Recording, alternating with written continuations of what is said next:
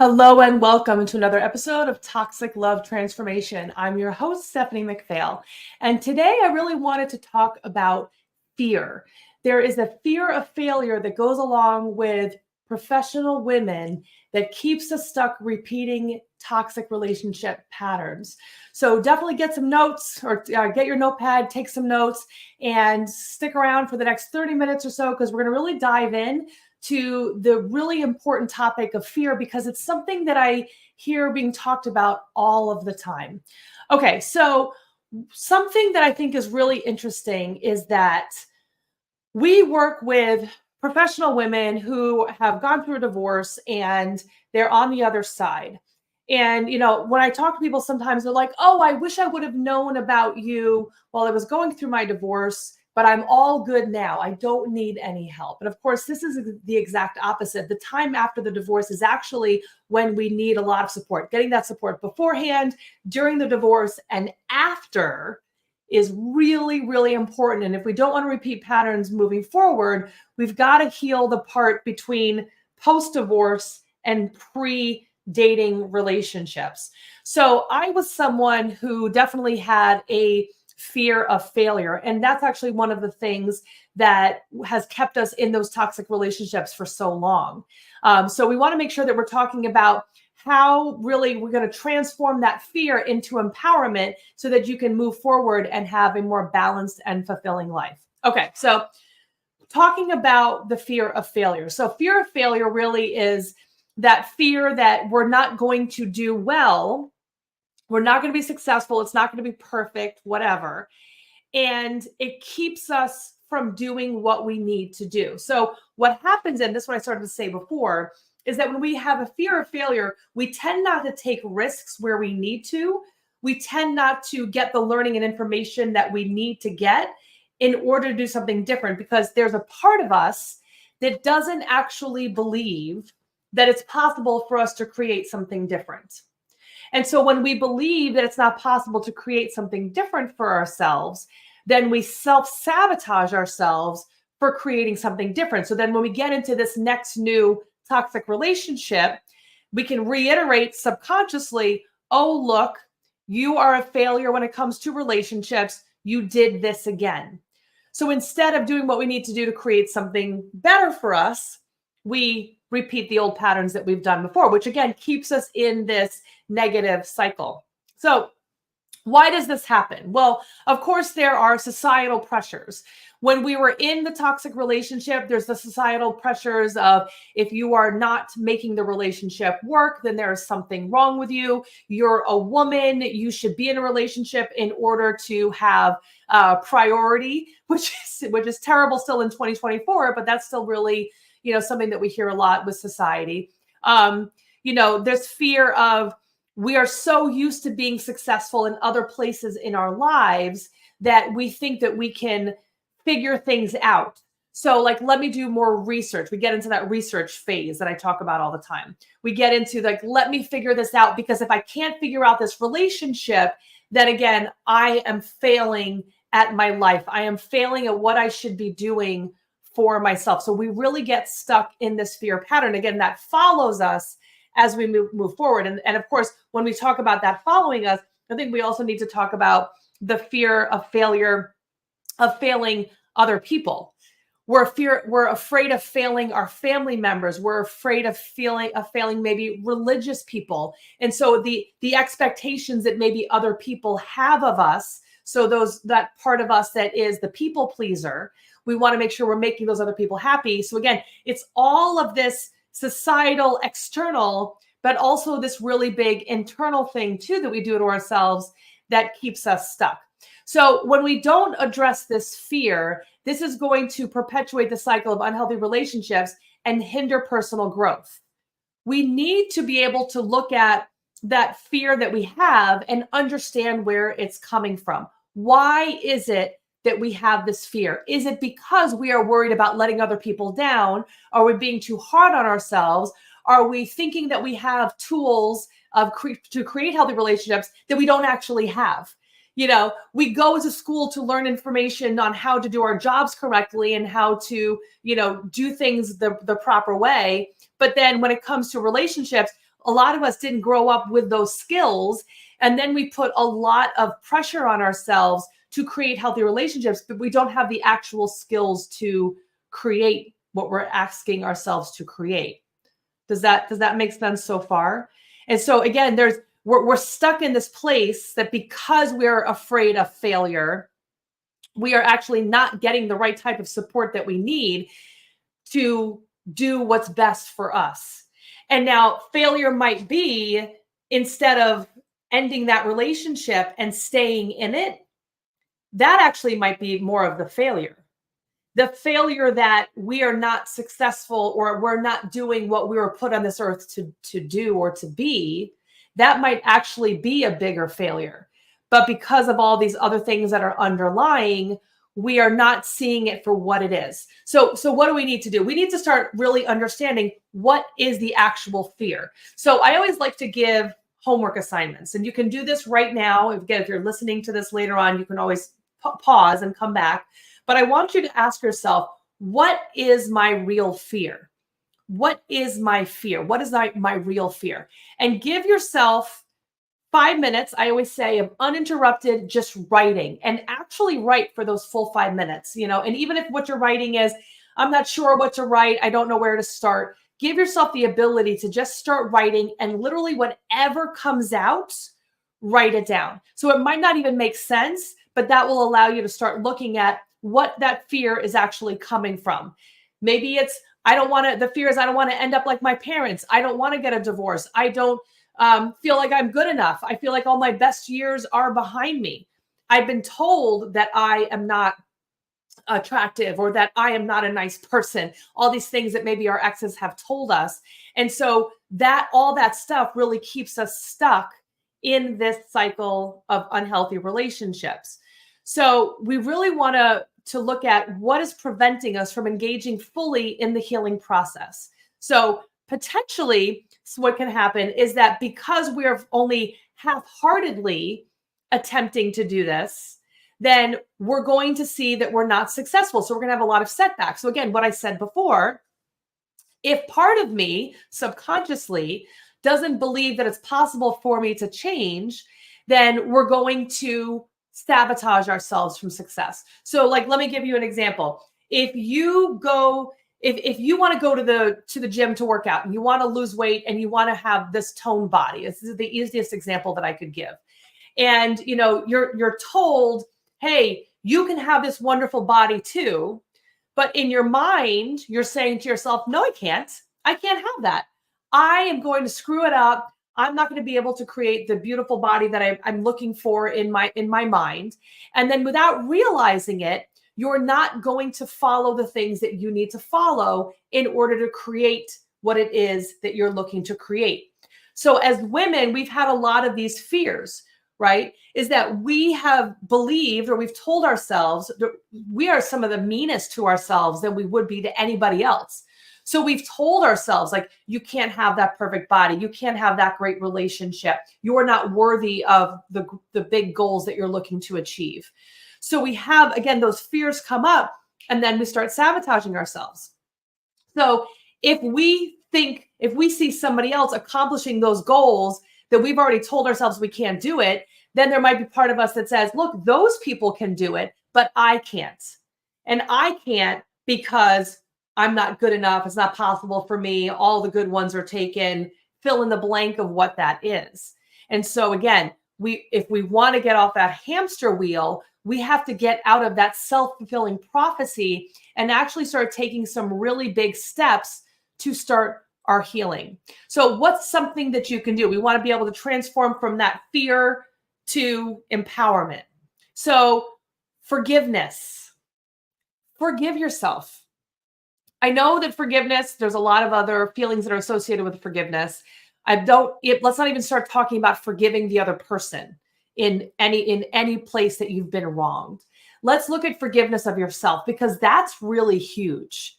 If you are subconsciously blaming yourself for staying in the relationship as long as you did, If you are blaming yourself for not being attractive enough, for not being kind enough, for not being forgiving enough to them, you're blaming yourself for all of the bad things that happened, or you're just that anger that's there. If we can't move past all of that stuff, then we're going to stay stuck. We have to be able to start with forgiveness of self and realize I didn't have the tools. I didn't know how to create something different. And when we start to get to that place where we forgive ourselves, then we can move forward from there and actually start healing. And then, of course, then the next step, being able to heal, to forgive the other person that has done wrong by us. It feels crappy at sometimes to say, hey, this person who treated me badly, I forgive them. Like there's a lot of people that will argue with me and say they don't want to forgive their ex for whatever they did wrong to them. But I will tell you that if you sit there and focus on what the other person did to you and how screwed up that other person is, you're going to take away the possibility of putting that energy into healing yourself. You're going to use a lot of energy focusing on them instead of focusing on yourself. And I don't know about you, but didn't you give them enough energy already? Like, seriously, didn't you spend enough time trying to figure out the problems, fix yourself, change yourself, do all the things because you're so afraid of failing? Didn't you try to do all those things already? And how did that work for you? Probably not well, or you wouldn't be listening to this right now. So forgiving yourself first, and then forgiving the other person for what happened and being able to release them so that they can focus working on themselves and you can focus on working on yourself. That's going to release a lot of that tension and a lot of that fear that you're having. Because again, if you're focusing, spending all that time on somebody else, you're not taking the energy that you do have. Because sometimes when we're really stressed and overwhelmed, it's hard to really focus on healing. And I get that. So the little bits that you have to really, really focus that on yourself in order to heal. So, what's another thing that keeps us from healing is, of course, like we said, there's the fear of failure, which is what we're talking about, but the self-doubt. I'm not good enough. It's not possible for me to change. Those things that we tell ourselves when nobody else is around. The feelings of guilt. I feel guilty for what I did. I feel guilty with what happened to my children in this relationship. I feel guilty for sometimes we feel guilt for letting the other person down, even though they are the ones who treated us badly. So, there's never just this simple, one level strategy or one level issue as to what's going on. We might feel angry at them, but then we might also feel guilt. I mean, when I left my first boyfriend who had become abusive, I felt really guilty that I had let him down after his father passed away, even though he was the one treating me badly and he was the one being abusive. I felt guilty when I found out he had started abusing drugs. I was like, oh my gosh, I let him down. It was my fault. And because of that, I carried that into my next relationship, which was my first marriage. And that allowed me to stay in that relationship longer and made me even more afraid of failing, because I had the guilt of feeling like I let somebody else down, even though they were the ones who were abusive towards me. So again, all of those parts of ourselves where we don't feel good enough, we don't feel that real empowered, true self, is going to keep us in, like, we have to prove ourselves. I have to prove my worthiness. This is actually something also that I share with clients when they start dating, is that instead of when you've done the work and you've done the healing, because again, it's the post-divorce and pre-dating that we need to really focus on that healing there. Then in the beginning part of the dating, we get to really know who we are, what we want. And then we go into the educational dating, which is let me see what I'd like in a partner. And then as we're doing that, we're thinking to ourselves, are they worthy of me? Instead of, am I worthy of them? So there's no more of that trying to prove ourselves to the other person. We already know that we are worthy. We've gotten rid of that self-doubt. We're not afraid of failure. We're more into this place of let me learn, instead of like, what are the mistakes that I've made? Oh my gosh, what have I learned from these mistakes? Because some of the biggest mistakes that I've had in my life has caused me to really crack me open and shine the light on the areas of my life that I had to change. And I bet it's the same for you. So if we can look at all that and say, what can I learn from that? Then we can see what a better partner is. And we come from a place of that empowerment. And then we don't repeat those same patterns because we're not going into that automatic mode. We've got to get into that place of confidence. We've got to get into that place of optimism. I am deserving. It is possible for me to create a healthy relationship. I will not settle for toxic relationships in my life. I will speak up. My voice needs to be heard. All of those things. And I feel like I need to say this at this point too. A lot of the times we are super passive in our communication with people that we love because we are worried that we are going to offend them. We're worried that we're going to lose them. And that fear of abandonment is a really big fear and keeps us from speaking up. That fear again of that failing that relationship. So if I speak up, they're going to abandon me, then I'm going to fail again at that relationship. But again, if we've turned that around and we have that confidence, that optimism, the real self-esteem that we need in order to feel really strong and true to ourselves, we won't be afraid of failure. We would rather have the relationship not work than to mute ourselves, than to quiet ourselves and not share what our wants and needs are with someone else. So we're coming from a very, very different place when we do that. So one of the things that, when you look at when you do this work, what's so cool is looking at the other side. So again, go back to that example of weight loss. So we do that healing, right? We work on ourselves. We focus on the areas where we don't feel like we are enough. And we help show you, we give you that real guidance, support, and tools to make sure that you cannot fail. No matter what you've tried before, you cannot fail. And now all of a sudden you're getting the mindset piece. And again, we're talking about the weight loss here. You're getting the mindset piece. You're getting the exercise plan. You're getting the nutrition plan. You're getting the support on what you need to do the exercises. And you feel like it's possible for you to change. Bam, you're going to notice some major results. You're going to see your body change in a way that you never could have imagined before. And when we talk about this, when we talk about healing from toxic relationships, then if we are getting the right support, notice where we're like continuing the same cyclical thinking that's really causing us to have those, same types of things that are happening over and over again in new relationships. When we can see that, when we can admit to ourselves, I don't know how to create something different.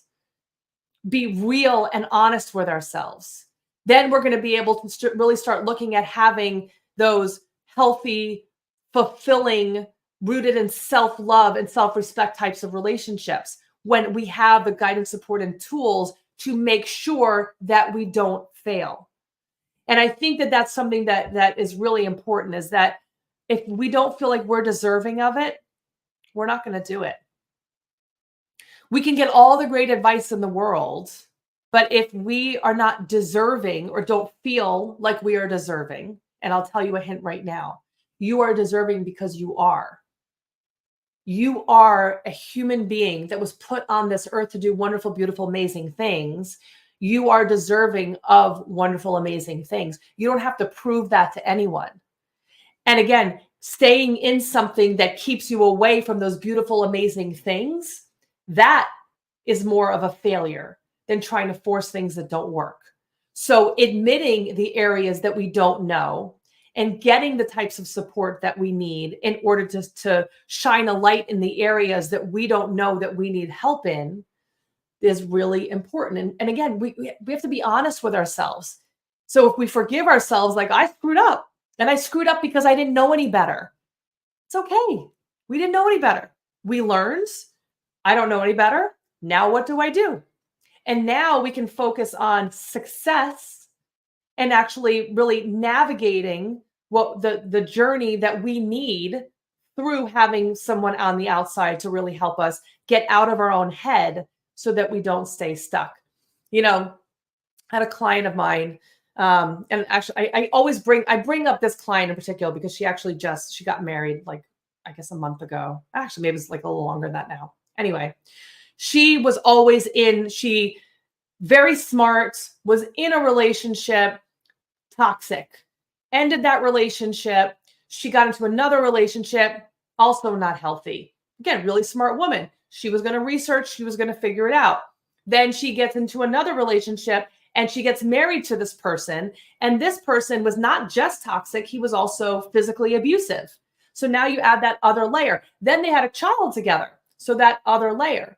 And then she finally said, you know what? I'm not dealing with this anymore. I'm getting a divorce. And of course, he did the typical thing of trying to get her back and, doing all the things to make it really difficult for them to get a divorce. Well, she came to us. We worked with her. We helped her with all of the tools. And then she was really happy being single. And again, this is something I think is really important for us to talk about, because I don't want anyone to think that the solution is like, okay, and then they got married and lived happily ever after. Now, that is the case. She did get married and live happily ever after. But the part before that was really discovering who she was and admitting that she didn't know.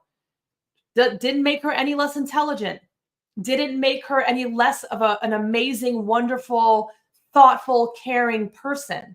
And I don't want you to stop being the wonderful, caring person that you are. I want you to step into that. And I want you to realize, all the great things that you were put here for. And you can't do those things when you stay stuck. So here's a question for you. How would things be different for you if you knew that you couldn't fail?